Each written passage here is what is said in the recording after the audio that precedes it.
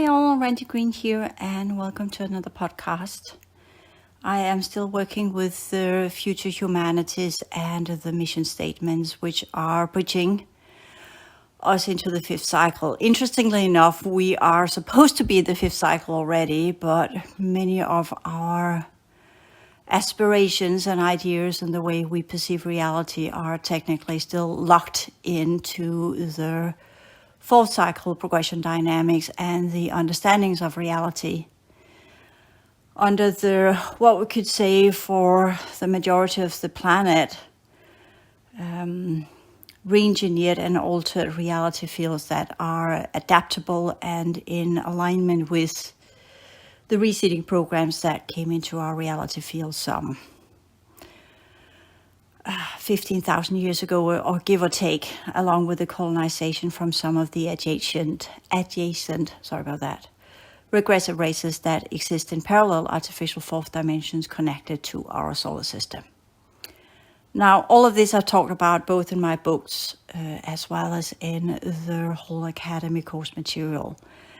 And in these logs that I'm doing now, I would like to investigate and explore the journey to complete the fifth cycle. I'm working on many different levels right now.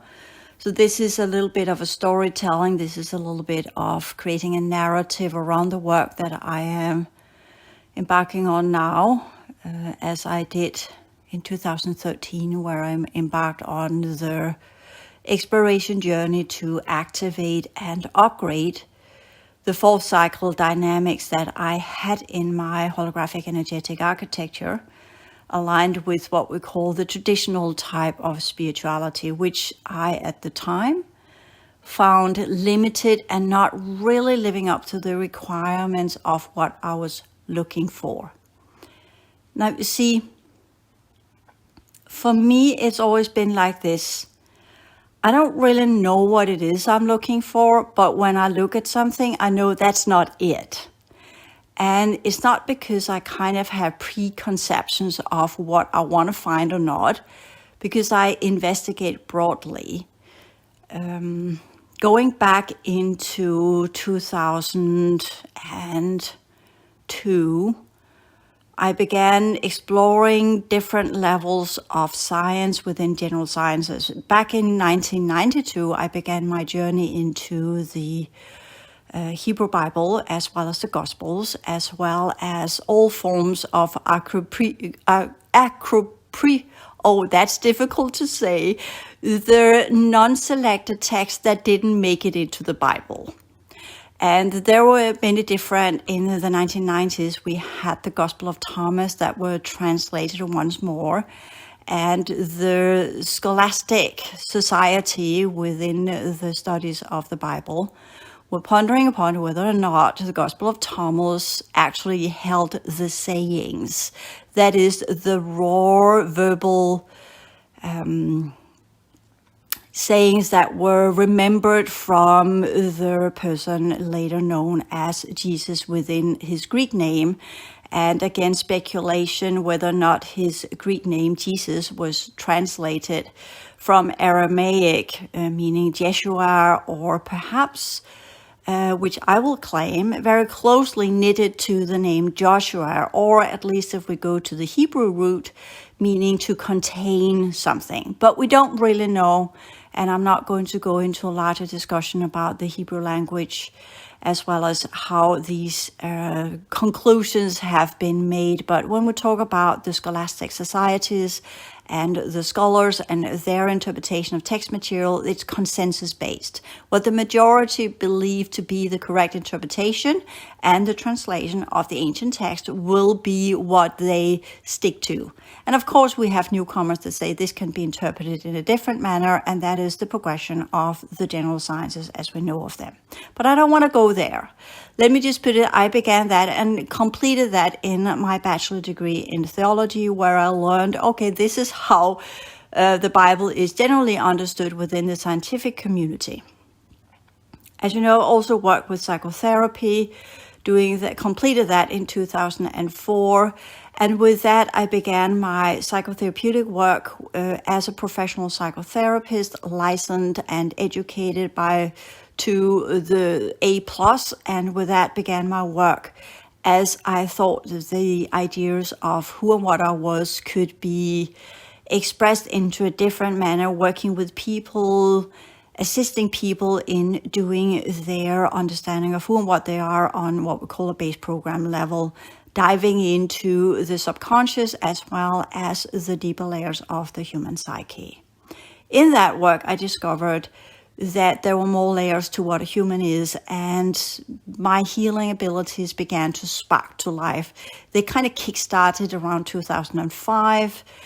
And with that, I thought to be a brilliant idea, which it still is, to combine psychotherapy and healing modalities into one unified type of work, where my work in my practice began with first having the psychotherapeutic communication and talk, figuring out what the issue was. And since I'm also very clairvoyant, I quickly found the root of the matter. And with that, I began developing a practice where I could both work therapeutically, seeing the root of the matter clairvoyantly, literally getting the full story shown visually, stepping into the emotional field of my client without going there, but just by them talking. When they talked, they looked into their past as much as they could recall, and by that it ignited their energy patterns within their emotional field. And I began to learn to understand the dynamics of sound, vibration, thought processes, cognitive schemes, and emotional patterns, and how they were interconnected into what we call the human psyche, or as I like to call it, the personality matrix, because it is a type of holographic energetic engineering. With that, also beginning to understand how the fields were built up, and at the same time, I embarked on the study of Alice A. Bailey material and her books, trying to find some answers that were beginning to surface as I was working clairvoyantly, energetically, and psychotherapeutically with my clients, trying to find some answers of what I was seeing. As always, when I begin studying something, I get this is interesting, hoping to find the answers, just to discover the answers are not there. This is not what I'm looking for. This is something entirely else. It's interesting, it's educational, but this is not what I'm looking for. But within every study, there are pieces that we can learn from, context that can be expanded into new perceptions. And we learn that others have worked with the deep plate, as we say it in Danish. And we're not the first one to invent anything, but that we are building upon the theories and ideas and concepts of other humans that have stepped into the journey of higher awareness alongside with us or prior to us, and the ones that will come after. This is technically called the stream, as it has so rightfully been explained in some of the ideas of Siddhartha Gautama, who also entered into the stream of achieving, or the attempt to achieve, higher awareness and what that actually is. Many people have stepped into the stream. Many people have joined the journey, stepped onto the path, begun the work, left behind what they knew to be the reality that they were part of, tried to bridge the past with the present and leading it into the future, only to discover that the concepts and ideas of what the future is rarely is in alignment with the everyday reality we are part of, and even less so with the past as we perceive it. In the Bailey material, the reality concepts were expanded for me, but I could also look at it and say, yes, if we are working with this and it is nested heavily on some of the older Theravada teachings and the Buddhist cosmology that has grown out of practitioners and their appreciation and investigating the inner realms of their lives and who and what they are. I also looked into the Kala Chakra ideas, Dalai Lama and his practices, some of the other versions of mindfulness, clairvoyant abilities, healing modalities, what it means to be human, how we deal with what it means to be human, psychotherapy, Carl Gustav Jung, looking everywhere, and then bridging into general sciences, where I began to look at quantum dynamics, quantum mechanics, the ideas behind the anatomy, the physical form, looking at the physical form built upon the idea of as an atomic structure. How's that built up? Rupert Sheldrake and his morphogenetic fields, David Bohm, his unfolded and infolded reality concepts. I read that in Danish, so the translation might not be accurate. The holographic universe of Michael Talbot, and others that were playing along with new sciences. I also looked a little bit into Heisenberg and his uncertainty principles, and where Heisenberg in many ways had his ideas from, stemming back again to Hindu concepts of the big Om, the big sound, the Big Bang that unfolded. We also have the Big Bang, as we know from science, going back to a Catholic priest, actually. Either way, these are just all of the other ideas and concepts that humans come up with, trying to find the answers of what reality is. So in all of this mix of all of these teachings, looking at all of that, a specific pattern has of course been built into my neural network from where I draw information here and there. But as usual, my mind works in dissimilar ways than what most people have as a mind. My brain is neurodivergent, but it's not neurodivergent as in ADD or ADHD or Asperger or any of the other on spectrum ideas that have been created. I wanted to call it something else, but I think it would be more prudent for the narrative, for the ideas, for the thought forms, the concepts, what I'm working with here, to just go with the word neurodivergent and not locking it into as a kind of something that is unfruitful for humanity. Let us say we have the general population that works in ways that are standardized as neuronormal. We have others that works in dissimilar ways, which we could call neurodivergent, and everything is on a spectrum. Even the normal, quote unquote, the normals, the standards, they are on a spectrum as well. A spectrum that goes with to what degree they're in contact with their emotions, to what degree they are in the understanding of how to work with their emotions, and to what degree they are capable of developing their emotional intelligence.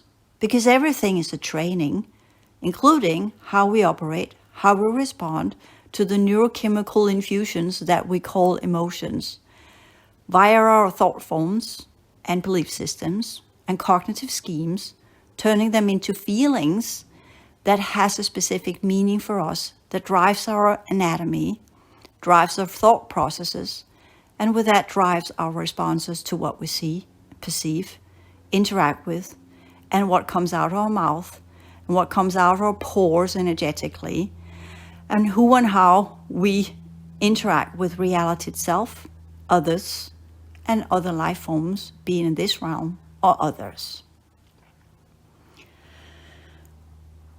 How does that tie into the fifth cycle? Since I, in the whole Academy material, has dived deeply into my version of the fourth cycle, again, kind of as a reaction to everything I studied back then of the traditional sciences of spirit and the spiritual sciences, two different things. The sciences of the spirit is part of what lingers on and what moves on after death. The spiritual sciences are connected to belief systems, not necessarily religions, but they can be too, but different ideas of, we might understand the dynamics of something that lingers on, but the realms of the concepts and the narratives and the frames of references within what moves on are what we call spirituality. That is the sciences of the soul, the sciences of the spirit, which in the old days, in the antique period, which the Gospels grow out of, there are actually a distinction between the soul and the spirit. The Greeks believed that the soul, as we understand of it, is the psyche. That is their inner human. Whereas the spirit was nous, the ancient wisdom that would travel on after life. And only few people had that. Not everybody was imbued with nous or true gnosis, the true knowledge of existence. That were for the intellectuals. And again, we're here talking about the emotionally driven, the ones that had a psyche and a body, and the ones that were imbued with spirit as well. And some thoughts were also put into that one when we talk about the Hebrew Bible, where we see the spirit is also something that stands alone. It's like the breath of God. It's ruach. It's been imbued into Adam through his nostrils and blowing his body to life. His body is made out of soil, mixed with blood, very similar to the way Inanna did it in the Sumerian text. But the difference is here in the Inanna Sumerian text, or the Babylonian text actually, there was this, I think it was an underworld goddess, one of Inanna's sisters, that gave her blood, and with that also gave the life principle to these clay people, engineering them for the purpose. Of course, in the Gospels, as well as in the Hebrew Bible, it was the male god that did that little engineering there, blowing his energy, his life force into the clay person, creating a man first, of course.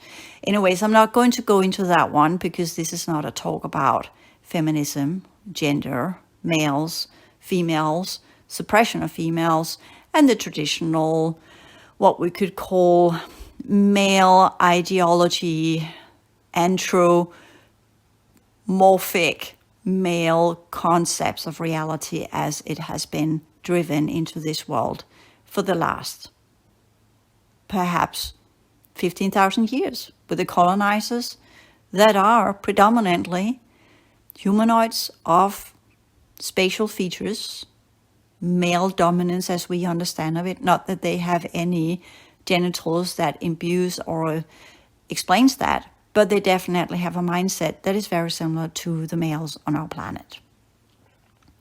Again, I'm not going into the whole reproduction issues here, while males and females look as they do, why they're differently inside and onward and so forth. For those of you who are interested on the it's actually on the Whole Academy YouTube channel, I have just uploaded a little bit of course material that are tied into how to activate the higher order senses, the whole approach to ESP. There I was in the ideas of beginning a course material, which then stranded as I began it, because in many ways these timelines that are tied to the fourth cycle are fizzling out.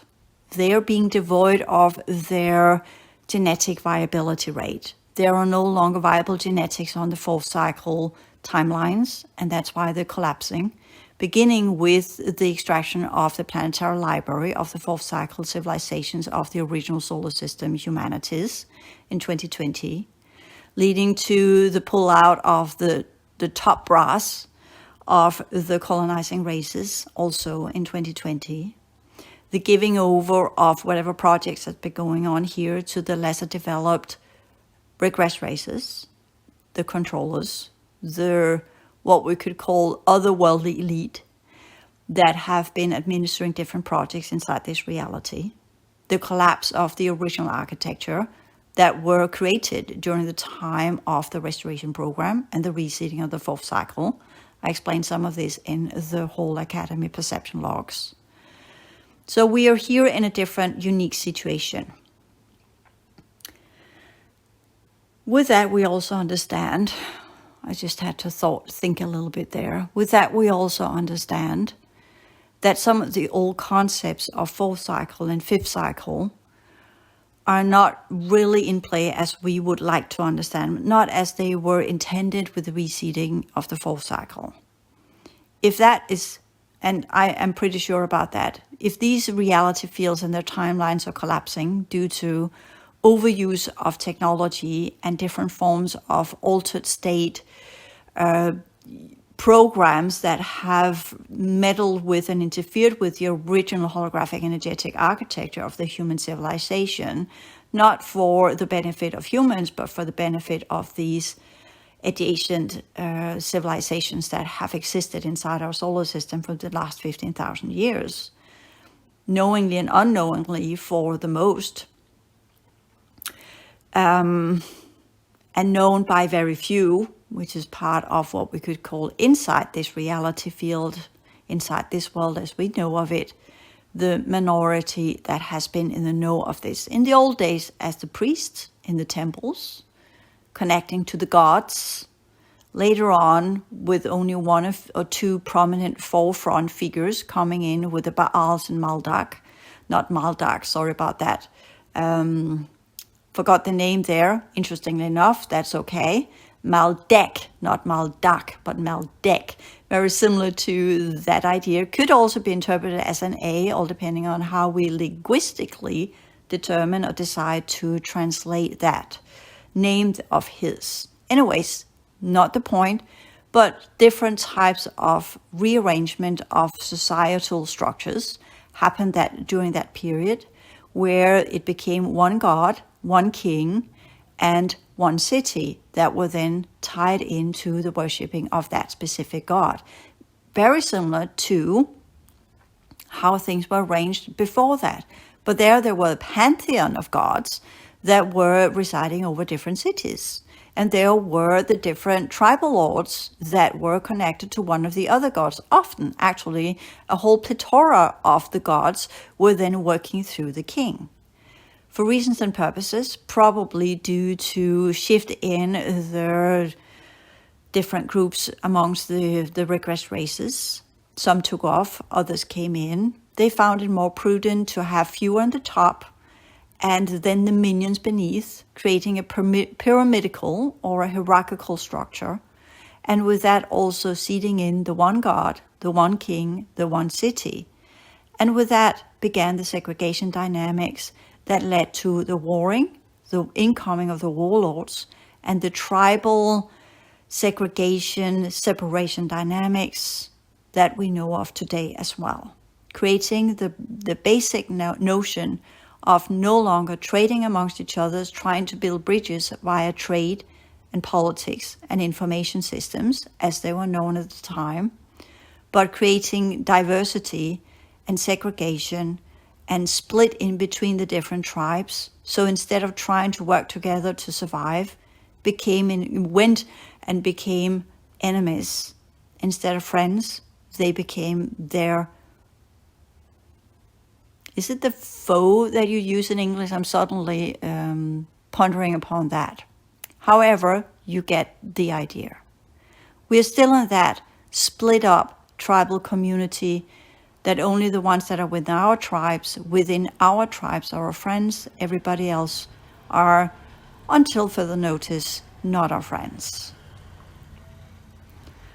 We have once more seen a tried and an attempt to build bridges after Second World War. That is now again falling apart due to the different groups of scavengers that are left that are fighting over the scraps of the viability rate within the different timelines, trying to get everybody on board onto certain timelines that will lead to their continuation and their continued existence, if not in this world, then in others. If in this world, as part of a terraforming and genetic modification programs that will lead to a world that is more suitable for them and less for us. These are what's at stake right now, at least as I see it. Others have different approaches. And as much as I would like to jump on board that, I have been pushed into a path, a stream of awareness, a different consciousness structure, that can look at these and say, I align with these too. I used to be there too. Not that that's bad, in my search for answers, I just got myself navigated or painted into a corner where it's all about these regressed races. Perhaps because my energetic architecture is part of the original civilizations that led to the regression of these races. Not that I am to blame, but everything in realities go in specific ways due to choices, concepts, ideas, frames of references, and agreed upon consensus-based ideas and concepts, theories of where we see ourselves go as a civilization. That has not changed, not in this reality, not in their realities, and not in the worlds that existed before that. So here we are again, facing the mistakes of our past, acknowledging who and what we are, learning to understand not only what we have become now as we awaken, and we can again discuss what does it mean to awake. It's not a political activation. It's not an activation necessarily into a spiritual mindset. For me, awakening means get to know who and what I am again and remember who and what I am. Waking up out of the oblivion, not getting into a world of all sorts of shenanigans, because those of us who are in the know of our past lives, we recall that this is part of this world. It has been like that as long as we can remember having this physical form after the colonization and the incoming of the humanoid races that are, per definition, territorial. They are warrior-like. They are always in each other's throats, and they are always disputing each other's actions. That does not create what we could call a peaceful environment, and hence many of the older spiritual teaching systems have tried to counter that with the peaceful insights, being diplomatic, being compassionate, taking the stand of an approach that did not lead to war, but were attempting to reunite us instead of these tribal disputes, reunite us again as one large tribe of humans. However, we are humans and humanoids, and the dispute between these two groups go far back. As I talk about in the perception logs, the division happened early. I mentioned that in the Souls of Humanity as well. And it's all due to the ones that wanted to use technology and genetically modified upgrading systems, technologically enhanced genetics, TGs, and the ones that wanted to do it the old ways, using the progression dynamics of consciousness and our holographic architecture and how that interact with reality as a trinity structure where we work with self, others, and reality, exploring these three levels into different fields as the biofield, the vibrational field, and the radiation field, understanding that the biofield is our organic form in whatever world we choose to participate in. The vibrational field connects to how we interact with others or the rules of engagement. And the radiation field combines these into what we call the rules and laws of how we utilize energy, as well as the architecture of which we are part of. That architecture is holographic energetic, and that is similar to the version of our energy system that is connected to a physical form. The organic form is typically imbued with holographic energetic code systems, which some see as light language. Can also be turned into dark language, and it can shine as light, called the cold light language. So we have different versions of that too, that is depending on whether or not there is a vibrational field connected to this organic vessel. Others only have the radiation field. These are the two field compositions, which we most times find within the semi-android, highly technologically driven civilizations that runs on artificial engineered reality matrices. So the original configuration of the civilizations that were supposed to traverse the solar system were to run in different cycles of progression, of energy and consciousness into what we could call flame codes that would ignite what we understand as life force, building the bridge to the next set of civilizations that would unfold in this world and others, taking us into instead of a twofold type of holographic architecture, and a threefold, a trinity structure of bioforms, vibrational field and radiation field, and into the quadruple or the 4 fields, 5 fields, 6 fields, 7 fields configurations that would be connected to the future civilizations and the future cycles. So we are here, some of the humanoids on our planet, some of the civilizations that are here and beyond are only what we call 2-field combinations. They do have what we call intelligence. They do have what we call a mind field, but it's disconnected from the radiation field. So it cannot go in and actively connect to, interact with reality as we know of it. For that, we need the trinity fields. And for most humans today, we do have a semi-active biofield, a semi-active vibrational field. These are connected to our biological forms, and our vibrational field is connected to our emotional field. But the mind fields that we have are highly connected to the frequency fence and artificially engineered types of cube systems that mimics a mind field, orchestrated, engineered, linked up to different reality programs that administers the brain processes, the neural network, into standardized neural network compositions, the standards.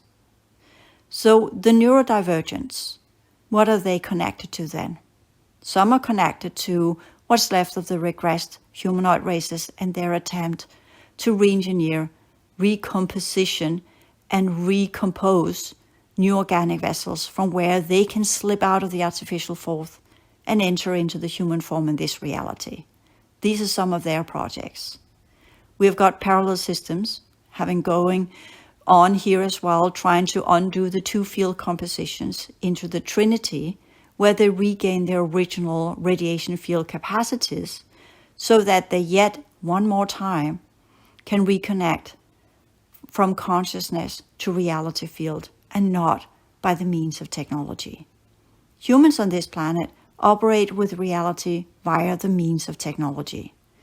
For that, we have the 2 fields, partially working, partially developed, and our 3rd field, the radiation, is connected to the ideas of machines, programs, engineered thought forms, sciences, paradigms, consensus-based ideas, and whatever we will call these reality programs that engineers how we think, and by that, in many ways, how we respond to what we think and how we respond to the neurochemical infusions that are going on in our body connected to these reality programs.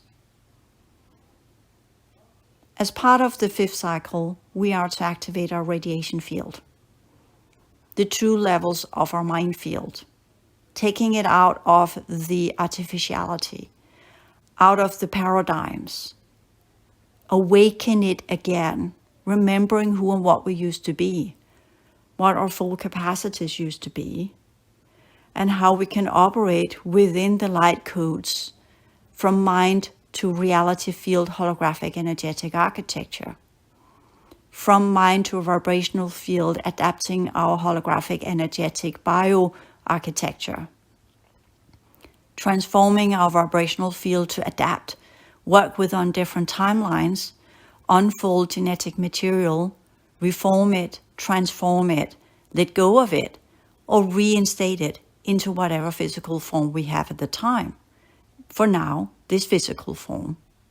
However, as you know, we have the lower fields that are in the way, and we need to reconfigure these as well.